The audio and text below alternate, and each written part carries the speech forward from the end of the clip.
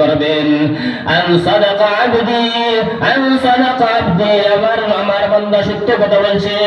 ফাফরিশুহু মিনাল জান্নাহ, আমার এই বান্দা দুনিয়ার মধ্যে অনেক কষ্ট করে আইছে, অনেক কষ্ট করে আইছে। এই কবরের মধ্যে কোনো কাপড় নাই, কোনো কম্বল নাই, বিছানা নাই। ফাফরিশুহু মিনাল জান্নাহ, আমার এই বান্দার বিছানারে জান্নাতের বিছানার উপর পরিবর্তন করিয়া দেও। সুবহানাল্লাহ। আমরা তো খবর, কিন্তু এই খবর দে জান্নাতে পরিণত করে দিলেন আল্লাহ রাব্বুল আলামিনে। যদি ঈমানদার হয়ে মারা যায়, বেঈমান হয়ে মারা যায় যদি, তাহলে তো ভয়ানক কষ্ট হইব। আল্লাহ নবী বলেন পরে আল্লাহ রাব্বুল আলামিন এখন ওয়ালবিসুহু মিনাল জান্নাহ, আমার এই বান্দার পোশাক জান্নাতের পোশাক পরাইয়া দাও। সুবহানাল্লাহ। ওয়াফতাহু লাহু বাবান ইলাল জান্নাহ, আর আমার বান্দার এই কবরে আর জান্নাতের সঙ্গে সম্পর্ক করিয়া দাও, এমন একটা দরজা খুলে দাও আমার বান্দা যেন কবর থেকে জান্নাতের নাজ নিয়ামত দেখতে পারে। সুবহানাল্লাহ।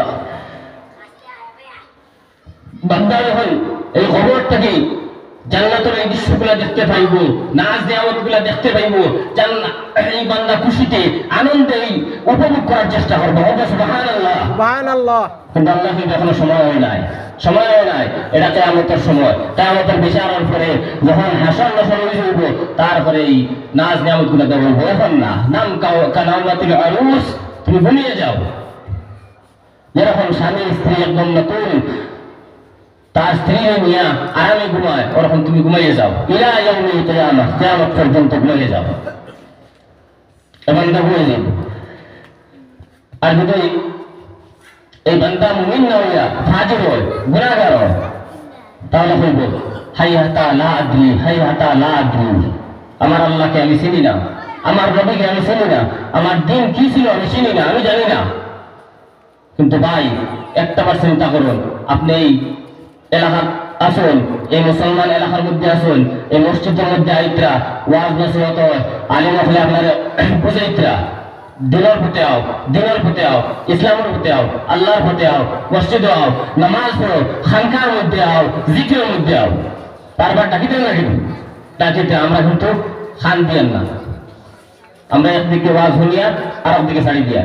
কিন্তু বড় ভয়ানক হইব ভাই, বাঁচার কোনো উপায় তো নাই, বাঁচার কোনো উপায় তো নাই। তখন ও ফাজির ও গুনাহগারের কবরে আল্লাহ রাব্বুল আলামিন কইবা ফাফরিশুহু মিনান নার, এই বান্দার কবর দিয়ে জাহান্নামের আগুনে পরিণত করে দাও। হুকান আউযু বিল্লাহ। ওয়ালবিসুহু মিনান নার, আর এই বান্দারে জাহান্নামের কাপড় পরিধান করিয়ে দাও। ওয়াফতাহু লাহু বাবান ইলান নার, আর এই বান্দার কবরের লগে জাহান্নামের সম্পর্ক করিয়ে দাও। হুকান আউযু বিল্লাহ, আউযু বিল্লাহ। আস্তা কবর জাহান্নামে আগুনে দাউ দাউ করতে থাকবো।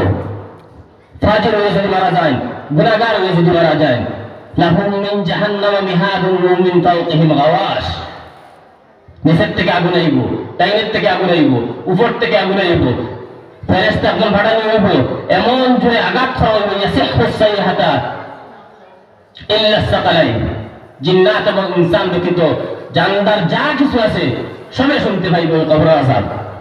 মাঝে মধ্যে দেখা যায় কিনা না, কবরের মধ্যে আত্মা বেরো দৌড়তেছে, আত্মা ছাগল দৌড়তেছে, যখন দেখা যায় কিনা না, কবর বুঝে এই জাহান্নামী ব্যক্তির শাস্তি চলে।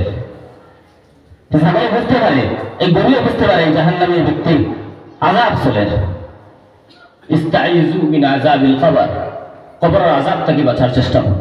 আল্লাহর নবী বলেছেন ইস্তাইযু মিন আযাবিল কবর, কবরের আযাব থেকে বাঁচো, কবরের আযাব থেকে বাঁচো। না খুব ভয়ানক হইব, ভয়ানক হইব।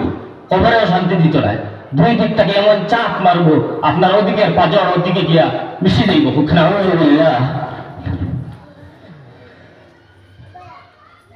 আল্লাহ আল্লাহ, আমরা সবার লাগে আল্লাহ কবরের আযাব মাফ করে দেখো, আল্লাহুম্মা আমিন।